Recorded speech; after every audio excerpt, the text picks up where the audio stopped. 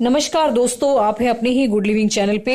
और जैसा कि वीडियो की शुरुआत हम गार्डन के जो लवर्स हैं सुंदर सुंदर फूलों के साथ ही करते हैं।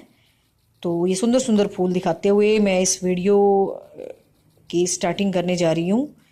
और आज किसी पर्टिकुलर प्लांट के बारे में बात नहीं करेंगे दोस्तों, आज उन बातों के बारे में बात करेंगे जो कि आमतौर पर गार्डनिंग करते वक्त हमसे हो जाती हैं। और कई बार तो बिल्कुल हमारा प्लांट मरने पे हो जाता है और कई बार तो रिकवरी भी नहीं हो पाता, ख़त्म ही हो जाता है। तो आज बस वही बातें शेयर करूंगी मैं आपके साथ। और शुरुआत करते हैं स्टार्टिंग से लेके एंड तक। आपने करना क्या है, स्टार्टिंग में जाते हैं हम अपने नर्सरी पे जहाँ से हम प्लांट लेते हैं। तो आमतौर पे तो हम अपने आसपास की नर्सरी से ही प्लांट लेते हैं। तो वहाँ के मौसम के हिसाब से हमें पता ही लग जाता है कि इसने कौन से प्लांट रखे हुए हैं।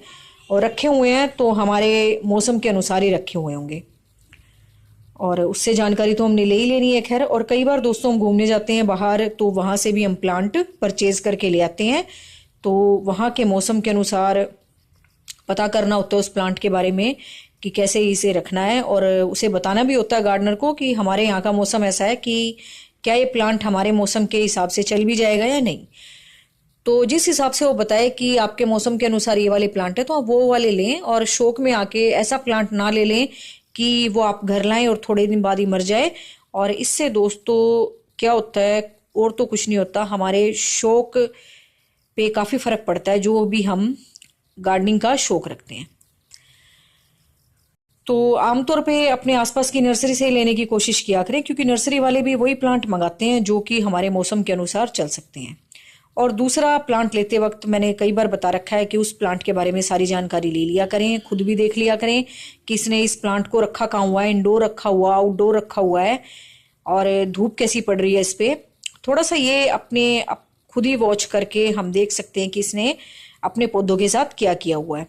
और बिल्कुल सही बात है, अगर हम उससे प्लांट परचेज कर रहे हैं, उसको पे कर रहे हैं, तो सारी की सारी जानकारी लेना भी हमारा फर्ज बनता है और उसका देना भी बनता है।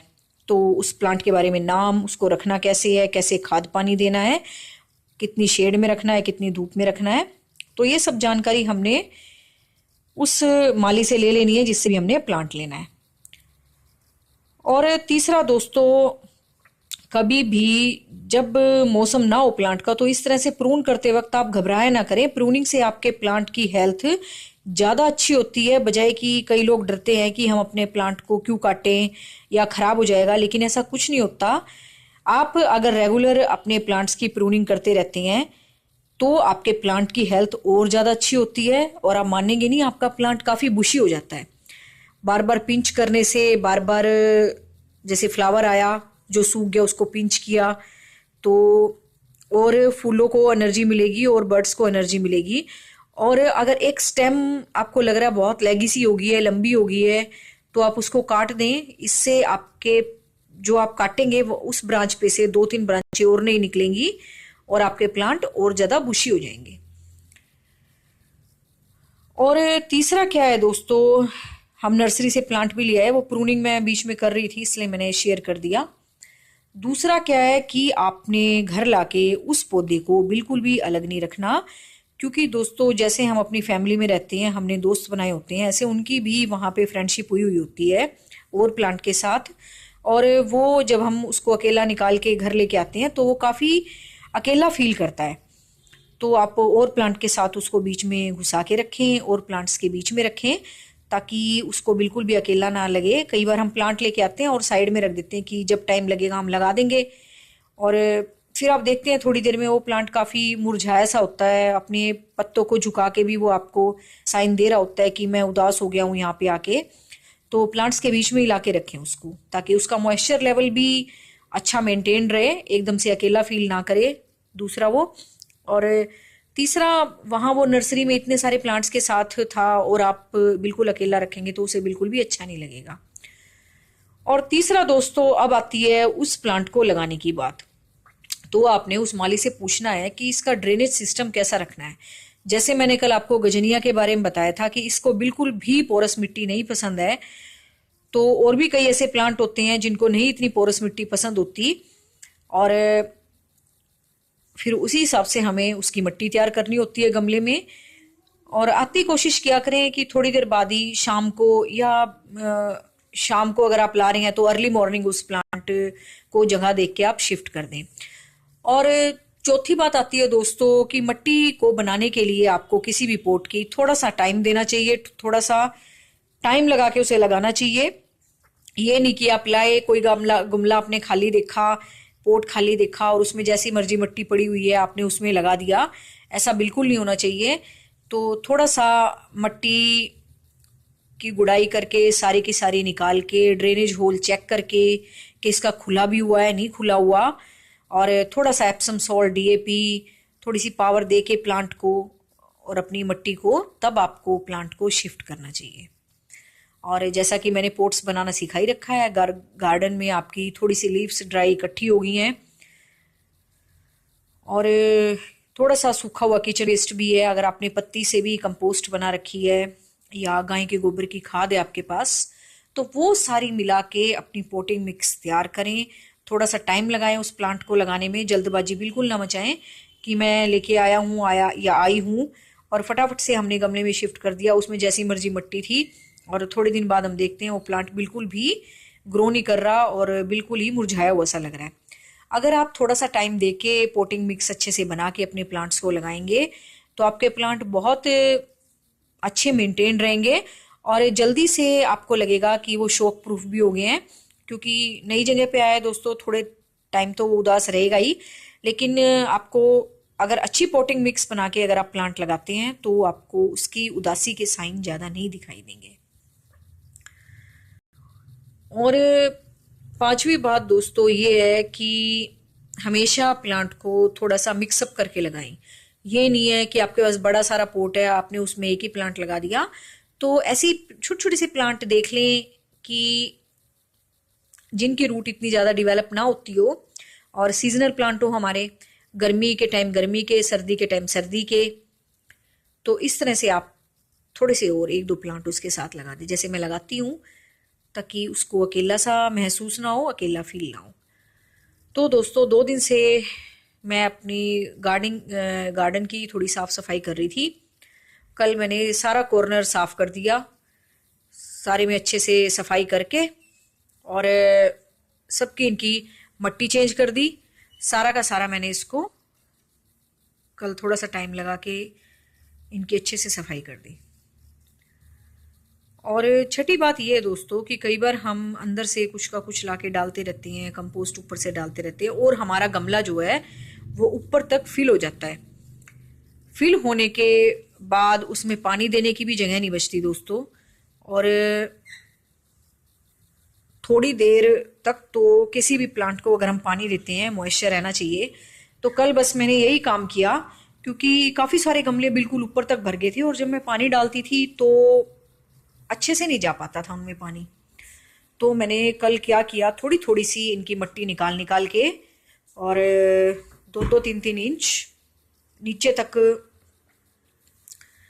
मट्टी को डाला है और ऊपर से थोड़ा थोड़ा छोड़ दिया ताकि थोड़ी देर पानी इसमें बना रहे। तो कल परसों में थोड़ी सी साफ सफाई में लग रही थी, बता भी रही थी मैं आपको पिछले वाले वीडियो में, बंदरों ने भी काफ़ी नुकसान कर दिया था, तो वो भी देखना था उन्होंने क्या क्या खराब किया है। तो बस यही ओवरव्यू देखते हुए मुझे आपसे जर्नल बातें शेयर करनी थी कि आप इस तरह की गलतियां बिल्कुल ना करें। और अगर ऊपर तक आपका गमला भर गया है तो उसकी थोड़ी सी मिट्टी निकाल के उसमें कंपोस्ट या खाद डाल दें। तो इन सब गमलों की कल मैंने सफाई की, इनमें कंपोस्ट वगैरह डाल दी। अभी ज़्यादा गमले अगर आपके पास तो इस तरह से किया करें, मैं इस तरह से कर देती हूँ कि एक दिन में मैं डिवाइड कर दूंगी गमलों को कि मैंने आज इनकी सफाई तो करनी है, आज इनकी करके और कल इनकी कर दूंगी, परसों इनकी कर दूंगी। तो इस तरह से एक साथ प्रेशर ना लें आप प्लांट्स का या गमलों का साफ सफाई का, कैसे भी करने का, प्रूनिंग करने का। एक साइड के एक जो क्वांटिटी के गमले हैं वो आप डिवाइड कर लें अपने आप से मन में कि आज मैंने इनकी सारी साफ सफाई करनी है, प्रूनिंग करनी है और इनकी मिट्टी भी चेंज करनी है, थोड़ी सी खाद वगैरह भी आज इनमें डाल दूंगी मैं। तो बस इस तरह से करके आपका सारा गार्डन 3-4 दिन में ही क्लीन और नीट हो जाएगा। और बस दोस्तों मैं यही चीज़ें शेयर करती हूँ जो मैं खुद करती रहती हूँ और मुझे लगता है कि आपके लिए भी इजी होगा, क्योंकि कई बार लोग कहते हैं कि हमने बहुत सारे प्लांट लगा रखे, हमसे मेंटेन नहीं हो पाते। तो मेंटेन करने का तरीका होता है दोस्तों, ऐसे डिवाइड करके, और इस तरह से आप अपनी मर्जी से डिवाइड कर लें और उनकी प्रूनिंग करें, उनमें खाद पानी अच्छे से दें। और मिट्टी ज़्यादा ऊपर तक भरी हुई है तो थोड़ी थोड़ी मिट्टी निकाल के उसमें अपनी घर से कंपोस्ट है, गाय के गोबर की खाद मिल जाती है वो डाल दें। थोड़ा थोड़ा डीएपी ऐड कर दें। जैसे सीजनल विंटर का टाइम चल रहा है, इस टाइम आप अच्छे से अपने गार्डन को फर्टिलाइज कर सकते हैं, कोई दिक्कत नहीं है।